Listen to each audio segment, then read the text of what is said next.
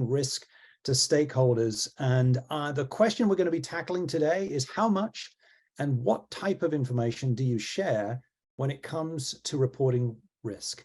Hello, I'm Peter Finter. I'm the moderator for today's discussion. I'm the Chief Marketing Officer here at CyberGRX, and I'm delighted to be joined today by our special guest, Lee Painter, Global Head of Information Security Governance at Zurich Insurance. Lee leads the global information security governance function at Zurich Insurance Group. He's got more than 25 years of experience in cybersecurity and technology positions across a variety of industries and organizational sizes. Most of those 25 years were spent in the Department of Defense, specifically the Navy. So hi to all the Navy folks out there, culminating in a leadership role in the Navy's Cyber Defense Operations Command. He's worked in the private sector in healthcare and banking and joined Zurich in 2020 as the head of information security governance. He's responsible for the design of and monitoring of the control environment, including assurance of control effectiveness throughout the global enterprise.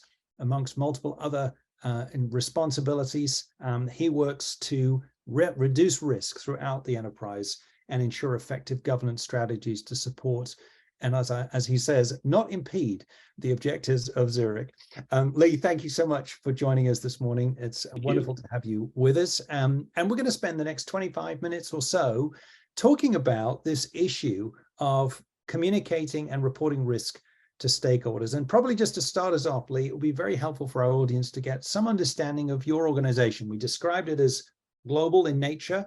That smacks of many business stakeholders, but maybe you could tell us a little bit about the size of the third-party portfolio, the size of the team that actually manages risk across that portfolio, and any of the key business sort of drivers and regulatory requirements that are pertinent to your function. All right, we only got 25 minutes, so I'll keep it short, unlike my bio, which I'll work on. So thank you for that. I'm happy to be here as well. So Zurich Insurance Group is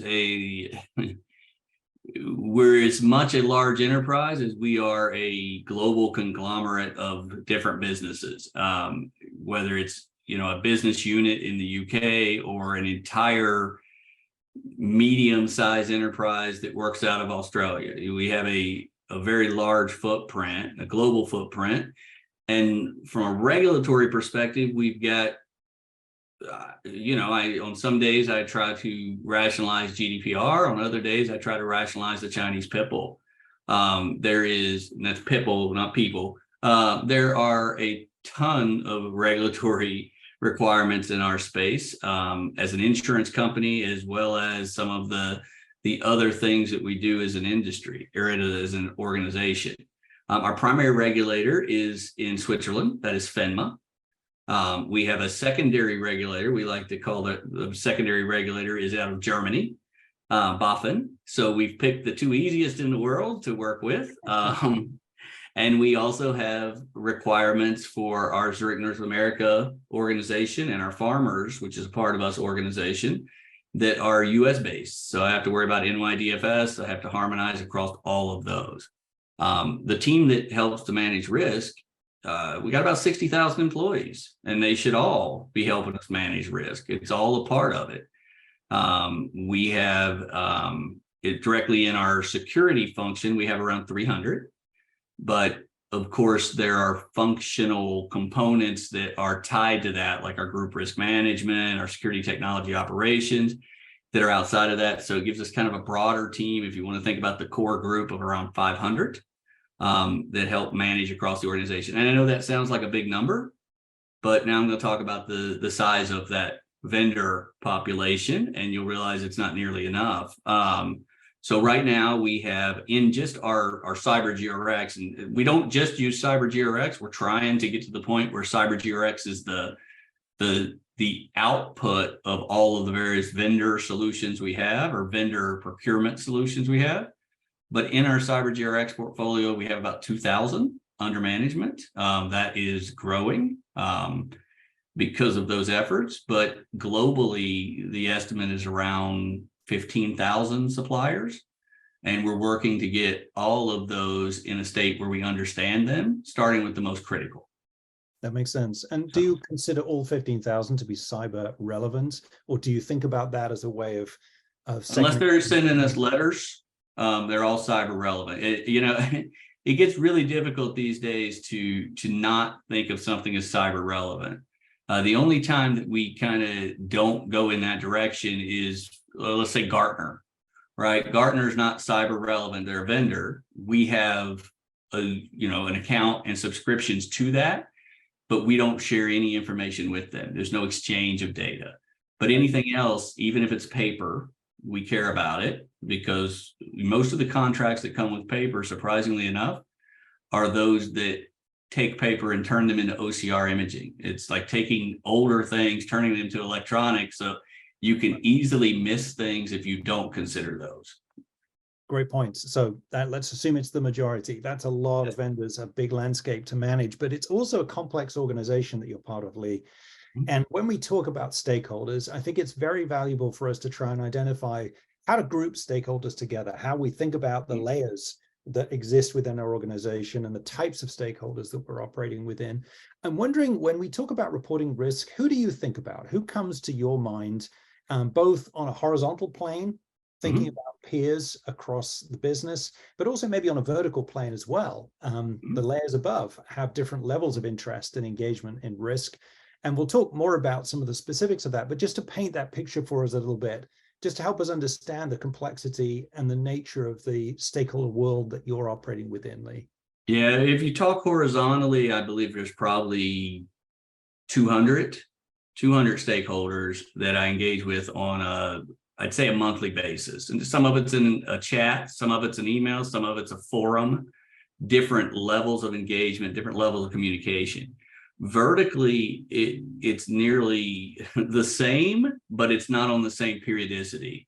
It's more in sequences, right? So if something happens to a vendor in Japan, I'm going to spend more time communicating risk over the next few weeks with Japanese business units, with Japanese board of directors, with those organizations, and showing what we did to understand the risk beforehand.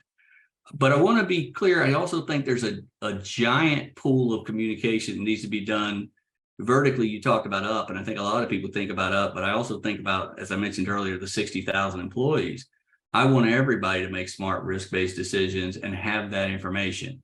And I can jump into, how you communicate to each of those, or do you want to kind of dig into that as we go?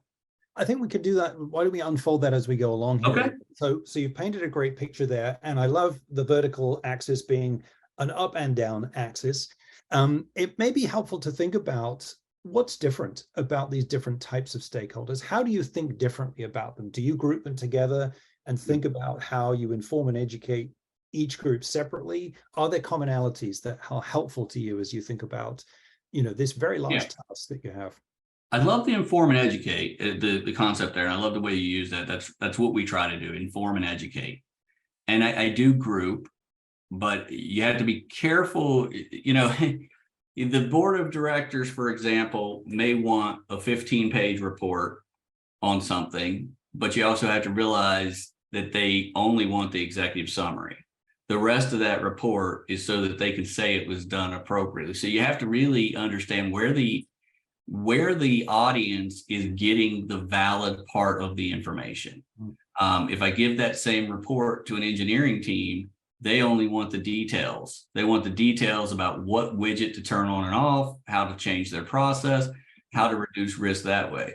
So you have to understand your audience, and you have to understand what is the greatest way to influence that audience, right? If I'm sending something up in today's economic challenges that I think most of us are all seeing, what is the value, not what is the cost, right? What is the value of this risk reduction effort? What else can we eliminate? What can we take away? And I am it's a benefit when we talk about risk, and when you're in a position that talks about risk, when you're in an insurance company. Not everybody's in an insurance company, so they get risk as long as you explain it to them at their level. So that's a great point you're making, Lee, because this issue of at their level is so key. And you just talked about educating 60,000 employees at their level. And at the other extreme, we've got governance bodies like boards of directors. And I appreciate in your business, Lee, we're not talking about one board of directors. There are many boards of directors that you are I don't have a count, just so you know. I don't know the exact count. That's how many there are. It's a ludicrous number. Yeah. But whatever they are, their level of interest and engagement in the work of the team is probably different from those that are at a peer level, maybe a business stakeholder who has no direct understanding of cyber risk is going to be engaging in a different way. Can you help us understand the kind of granularity, level of detail? You pointed out that for some, they're going to focus on the executive summary. For some, they're going to be focusing on the detail. It seems to me that there's probably a difference between ongoing communications. What do we do this quarter to tell our stakeholders about versus the things that are more incident driven, where it becomes an issue that you're addressing and how you tackle that. How do you think about those two different scenarios with your different stakeholders? Yeah, so the first one, and this kind of ties into everything. I think a lot of times in positions like mine, people think it's their job to manage risk. We don't really manage risk in IT security. What we do, in my opinion, and again, this is my opinion, we elevate risk, we show risk, we identify risk, we educate the business and the business stakeholders so that they can make smart risk-based decisions. Because almost every organization in the world that's a business is driven by dollars. And if you help them understand how to quantify the risk and understand what the impact is, then you've done your job. At the end of the day, if they decide to accept that risk, okay, now I know you're accepting that risk. These are the things that I need to put in place to insulate and protect us from this risk. And then you tie those things together for those types of audiences. Now, on the other side of the equation, can you state the second part again real quick? Yeah, they're thinking about this, there's an ongoing communication around risk, but there's also risk-based conversations or dialogue or on the incident related to some kind of incident, as you put it, whatever it may take. And it may not be a breach, but something that drives focus and conversation around a specific event. Well, most of the time it is a breach. It's an incident. It is some type of problem at a third party. And a lot of times people hear breach and they think we're attacked, we're hacked or something like that. But in most cases, it is a third party situation where they have done something outside of their practices. We have not in many, many cycles received a notification of an incident or some type of issue where we couldn't point back and say, we assessed this vendor, they did a good job on the assessment, or they did a poor job on the assessment, and we made recommendations that the business decided not to follow. We don't make those in an I told you so measure. We don't go at it from that direction because that doesn't help anybody. We go at it from a perspective of, if we would have done this differently, this would have been a different outcome or could have been a different outcome. These are the things that we can put in place from a policy and procedure standpoint to make sure that happens. And then we move in that direction. So we look at everything as an after action review. We look at what happened, what we did. We look at what the vendor did, and we look at what would have solved it or if something would have never got picked up. We recently had one where they had a completely clean SOC 2 report. They had a great CyberGRX report. They had just been revalidated. Everything looked beautiful. They lost everything in their data because part of their change management process, someone forgot to disable an S3 bucket that they weren't supposed to have. And somebody found that hole and came through. And our response to that was the business unit in this respect could not anticipate that. And we can't do continuous monitoring to that level. Either we trust them based off of what they've done in the past, or we don't. And in this case, there was no change needed. We're not going to change if there's just an anomaly. And I think your point is a very good one, which is that we can implement the best process in the world, and it can still be defeated by something that could not have been anticipated or managed in the moment. That's not a responsibility that we could have carried. And I think that opens the door to a question here, Lee, if we can take this sort of side route for a second to talk a little bit about liability and how you think about holding third parties accountable, recognizing on the one hand, you're asking them to essentially confirm that they have put the relevant controls in place to protect against the nature of risk that you're concerned about. On the other hand, when it is shown that an incident has occurred, it may be that the third party said that everything was in place, and in fact, it wasn't in place. You could not possibly have anticipated that. How do you think about this idea of accountability? And I'm going to answer the question in two parts. The first part is, how do you protect yourself with respect to the third party, but also how much responsibility should be carried by whom internally? And I'll reference Joseph Sullivan, who happens to be in the news just at the minute, as an example of where there was a determination that liability was being held inside the organization relating to an incident that was coming from outside the organization. So part one is to say, how do you think about holding third parties accountable? Yeah, so I'll use a real world scenario, so my thoughts on this are clear. So we had another situation with a third party. The contract, and it'd be interesting because I kind of referenced this earlier. I didn't know this part would come back up. I mean, obviously we took questions in advance, but I didn't think it would tie together.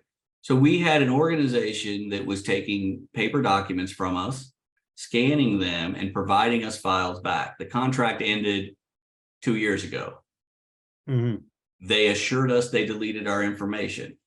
They gave it to us in writing that they deleted our information as per the contract.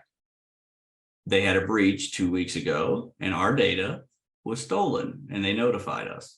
Our data that they said they deleted.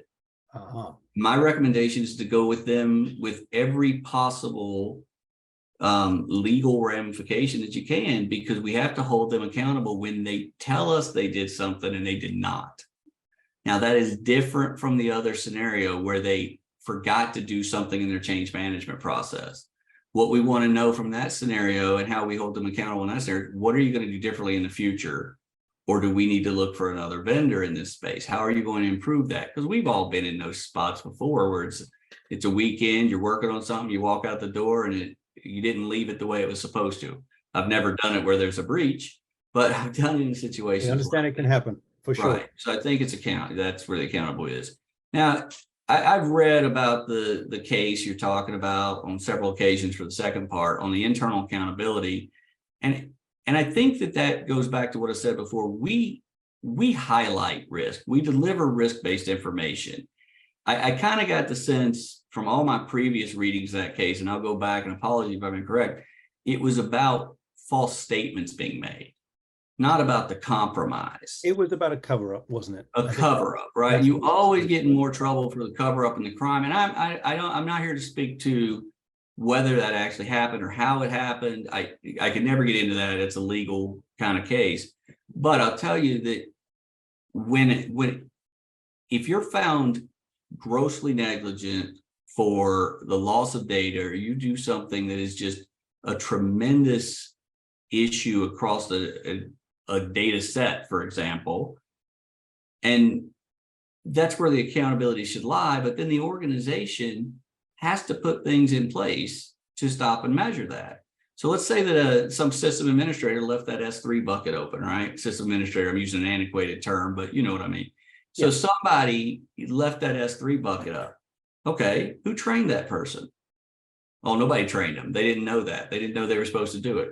Well, then the manager, this doesn't have to be a giant case. This has to be let's identify where the hole in the process happened and address it at that point. Now, if the issue happened at the CISO level and the CISO said, nah, we're not going to do it, no worries this time, let's take the weekend off, that's where the accountability lies. If the business overruled the security decision, knowing full well the risk, I wouldn't say it lies with the business. I say it lies with the people who enabled that person in the business, right? Because they were allowed to make those risk-based decisions. And if they were allowed to make those risk-based decisions and it was wrong, take whatever ramifications you want. But from a legal perspective, the company enabled that, right? The company enabled that action.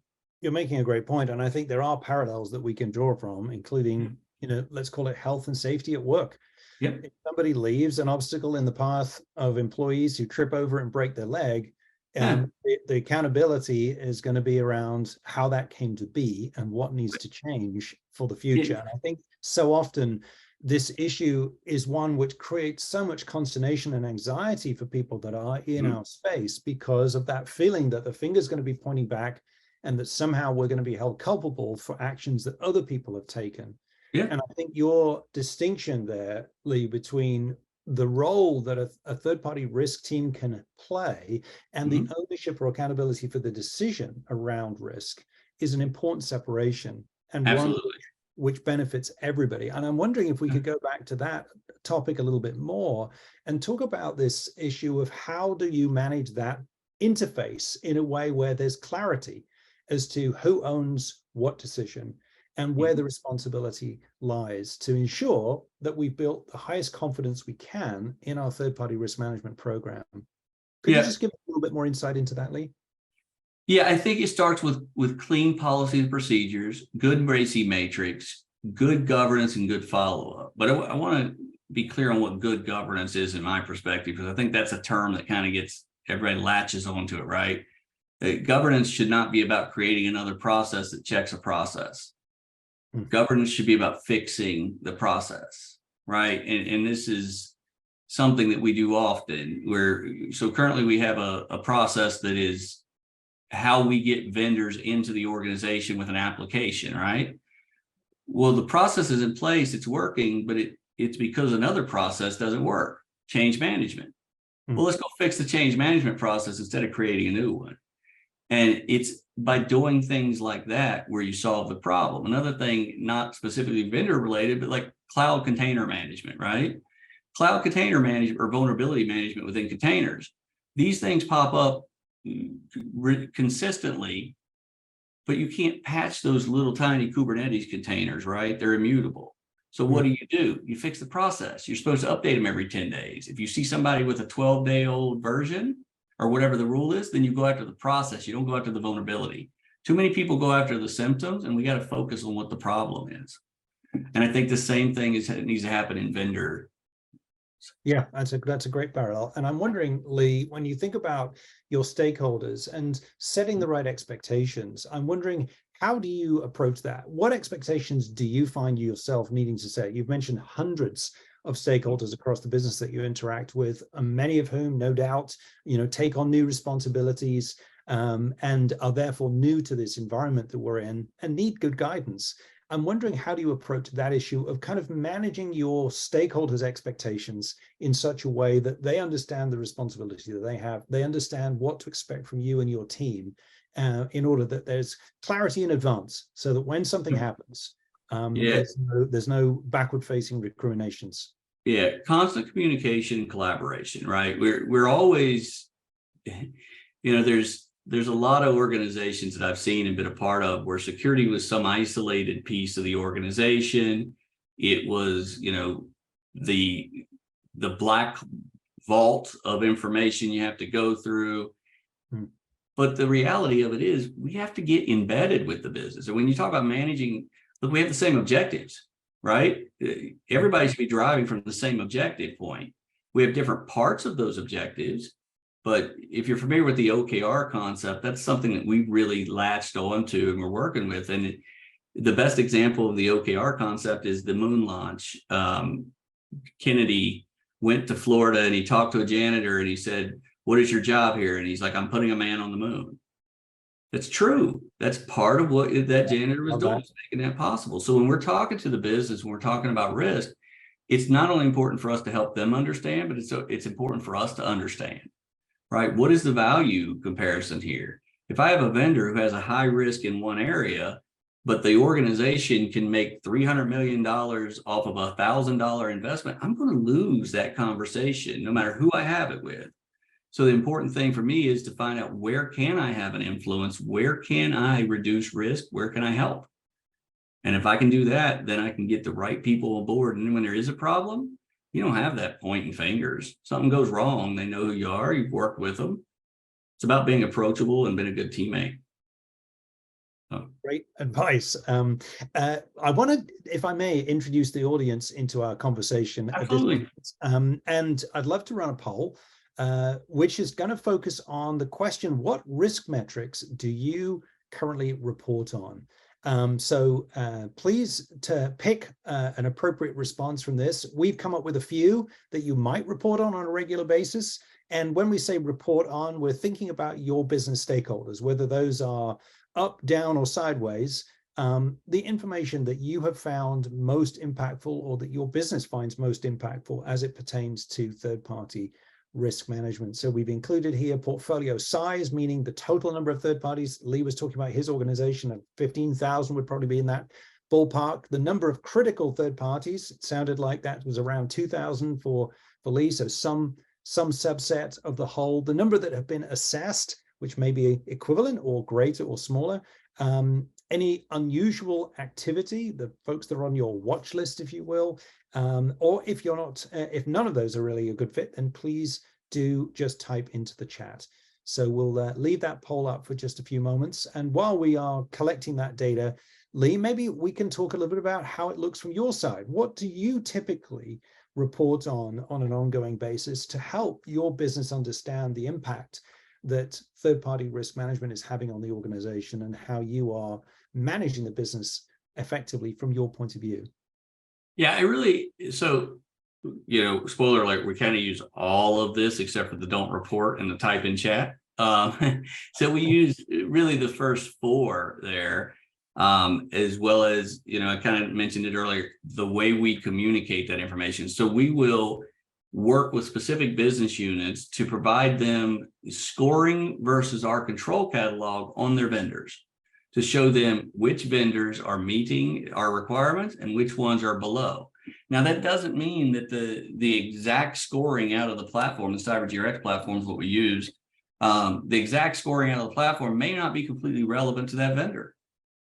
But who's going to know it better than the business unit that's working with them? So instead of saying, well, this one doesn't meet NIST-CSF, we push that out and we say, hey, they're not doing well in the NIST-CSF because of these things. We'd like for you to get them to this point. And we've set up kind of thresholds. And then there's ways to clean that up. So for example, if the area that they're failing in or they're not meeting doesn't really apply to them, because any framework has to be tailored to a certain extent, then we have a feedback mechanism for that. And what that also produces for us in many regulatory environments that we fall under, or regulatory umbrellas, there's a requirement to manage your third-party risk actively. And that gives our business units that ability through what we're working on to also provide that coverage. So we like to do it that way. Yeah, fantastic. Thank you. Well, thank you, Polster, for our results here. And to your point, Lee, it does look as if we have a range of responses across different multiples. It looks like multiple choice is the correct answer, in fact. But interesting, look at that. 20% of our respondents don't report on specific risk metrics. And I'm super interested to know why. If anyone would like to add commentary into the chat, that would be really helpful to us. But thank you to everyone who responded. I'm thinking not huge number of surprises there, Lee, based on a quick flick of those through the numbers. Very much in line with your comments. Lee, it's been an absolute pleasure talking with you today. Thank you so much for joining us. I'm wondering if there's one key takeaway you'd like to leave our audience with today. What could our listeners be doing to improve their position right now in terms of building and strengthening their relationships with their stakeholders? You've demonstrated an ability to do that. I'm wondering, what advice and guidance would you give to someone who's looking to take the next step? Be transparent. Be transparent with what you're trying to accomplish. Be transparent with why and how, and do something a little radical and try to hear what they're saying as well. Listen to them and listen to the challenges, because even if you end up not agreeing or you don't go that direction, people remember that and they remember how important it was. And as long as they're heard, a lot of times you can overcome other things. I like to tell people a lot of times I carry a giant hammer around because of my position. I'm fortunate to carry this hammer around, but I hate to use it because every time I use it, I leave a dent. I'd rather get somebody to work with me because they understand it's the right thing, because then when I'm not looking, I know they're going to do it. So great advice, Lee. Fantastic. So yes, you have a hammer, use it with caution and be transparent. Yep. Lee, thank you so much for joining us today. Audience, thank you for being with us today. We have many more webcasts on topics pertinent to you and to this area of your business. We'd love you to consume more of that. Please come to cybergrx.com and we'd be glad to help out. Lee, thank you again. We really appreciate it. And everyone, have a great rest of your day. Take care.